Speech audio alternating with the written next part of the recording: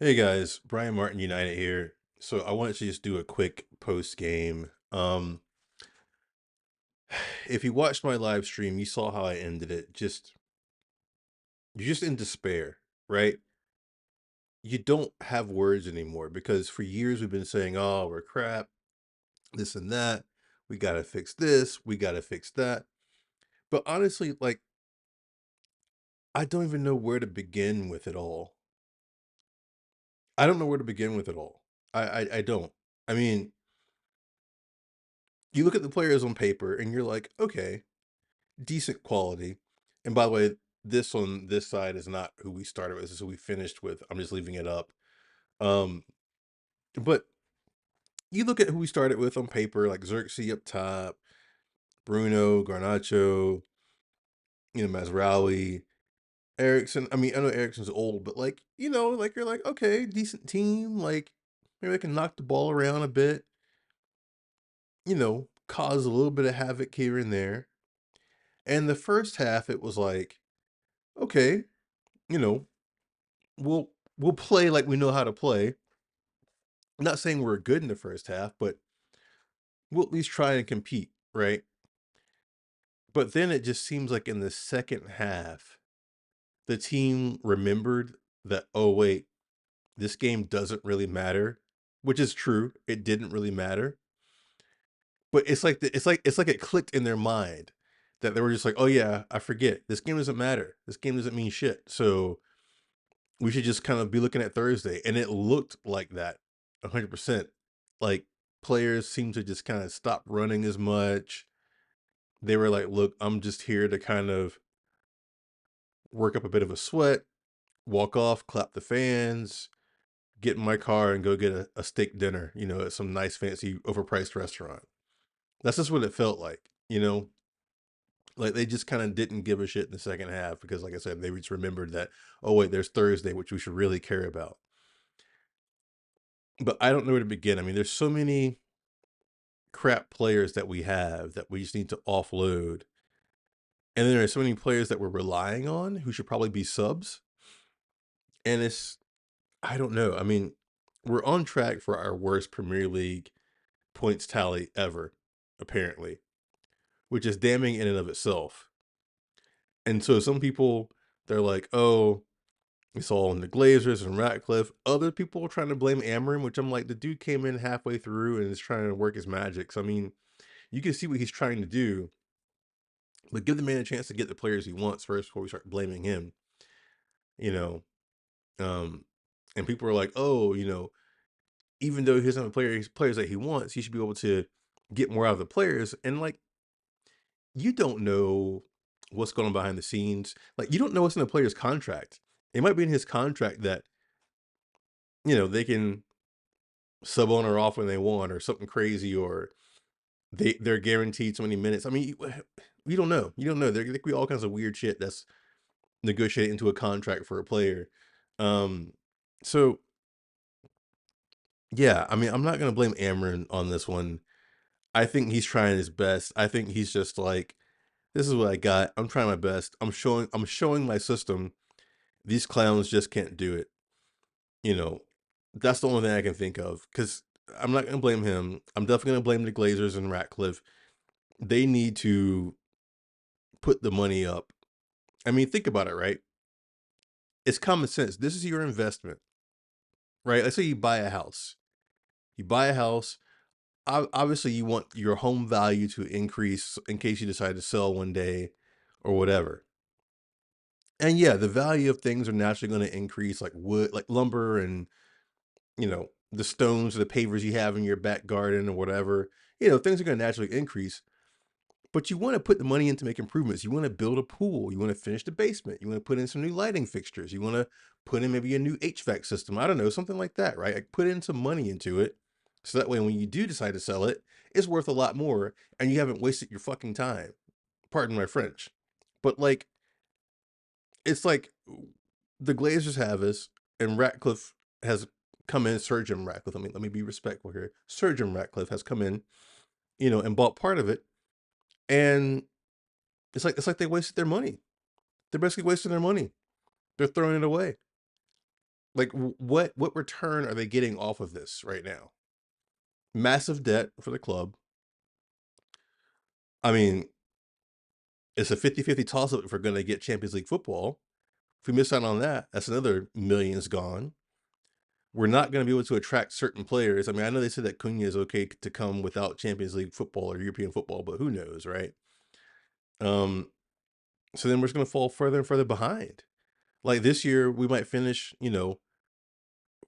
fourth, or how do I say it, 17th out of a relegation spot. But if we fall behind, we might be in a relegation battle next year.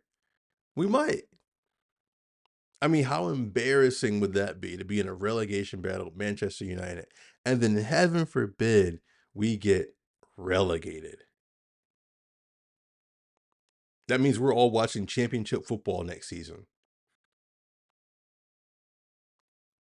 We're down there with QPR and, you know, Plymouth and Portsmouth and, you know, whoever doesn't come up this year who's going to be in the championship next year with those weird like sponsor jerseys that they have going on. That could be us next season if we don't act in the summer. I mean, can you imagine like a massive club just being like, yeah, we're like one of the biggest brands in the world, but oh, we play like in the second division. Like what? You know? So we have to act. I don't know. I'm like, I don't know how. I didn't. Usually I write notes for this stuff. I didn't write any notes. This is just all off the top of my head. This is just me just venting and ranting. By the way, like, share, subscribe, have your say in the comments. You know, let me know what you think. Let's all vent together because this is absolute shit. I mean, I'll start from back to front. Bayindir, this was your second audition.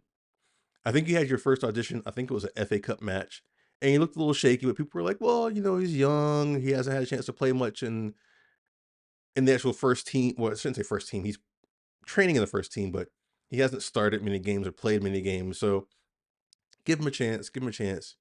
Got a couple chances. Went back to the bench, and then you came back out and just stunk it up. Like after the first mistake, I was trying to kind of defend Bayindir. I was like, oh, he's young and maybe he's nervous, but you saw the shaky signs from early on in the game.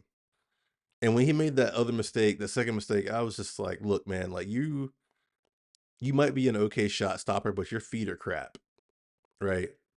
Which is funny because Onana, his hands are crap, but his feet are good.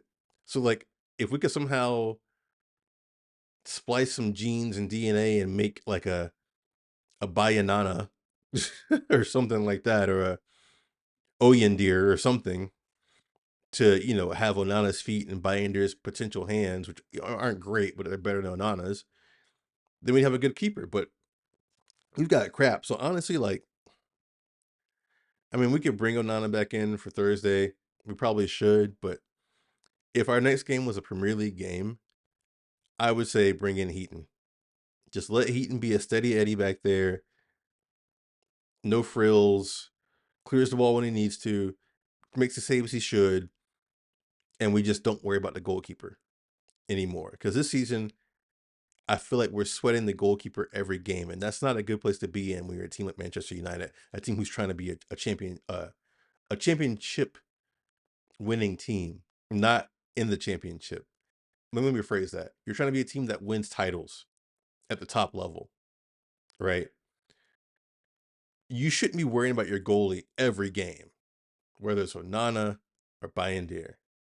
But every game, we as fans find ourselves worrying about the goalkeeper. That's shit for a top club. Anyway, let me go back through. All right, so I thought Euro was solid. I thought Euro. I was worried Euro was going to give himself a red card because he got a yellow for that push on Shar or Cher, however you say his name. And he seemed kind of pissed about it the whole match, the rest of the match. So I was worried that he might do something else and give himself a yellow card, another yellow card, which would be a red. So, but I thought Euro was solid. Lindelof, he seems like he knows he's leaving, so he's kind of like screw it. because I've seen him play much better.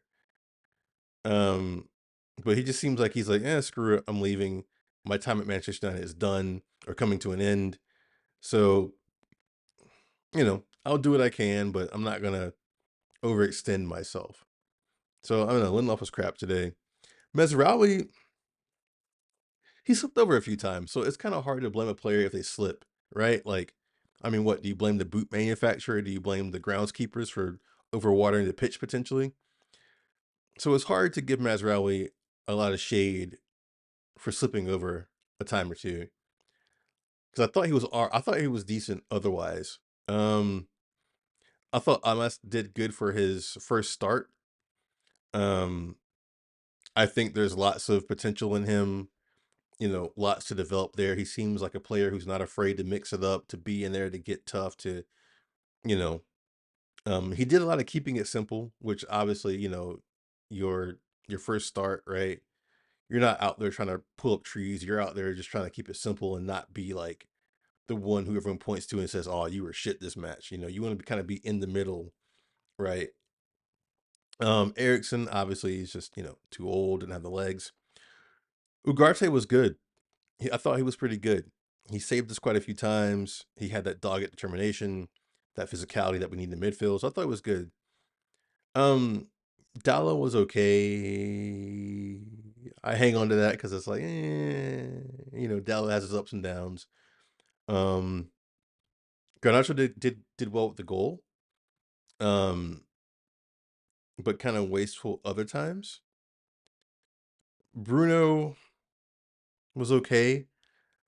He just I saw more of the petulant Bruno coming back out.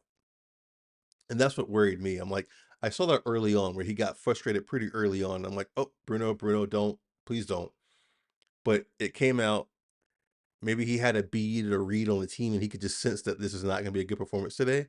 But I saw that petulance come back out of Bruno. So, I hate that side of Bruno.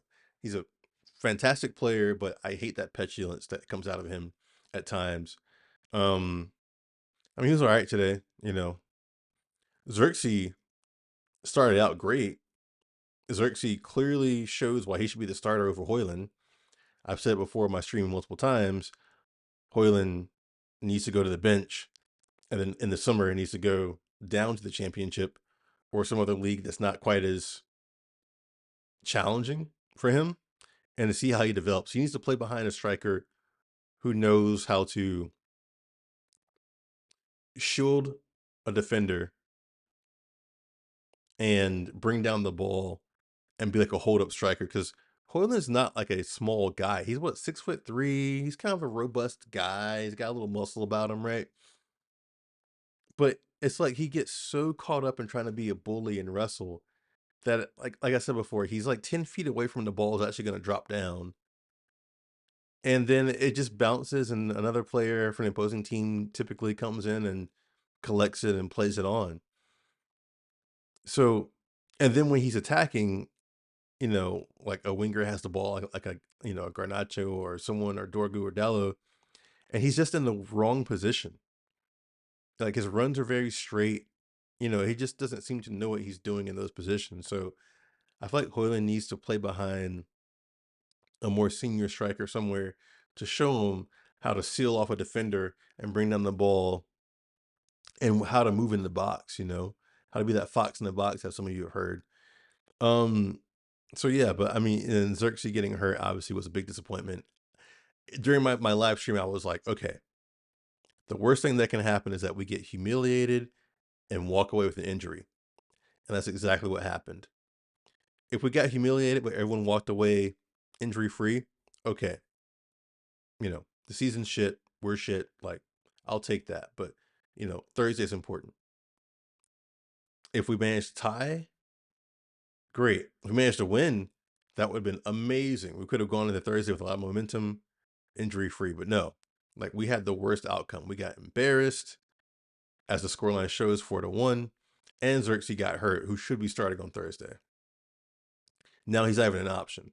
So I don't know what we do. We start Hoyland. I don't know who's going to play behind Hoyland. Maybe maybe Mount, maybe Cheeto can't play because that's the Europa League. So like maybe Mount comes in when Hoyland gets tired, or maybe Hoyland just gonna have to fight like hell on Thursday and just play the whole 90. I don't know. I don't know who comes in and takes that role once Hoyland's tired, or heaven forbid Hoyland gets hurt.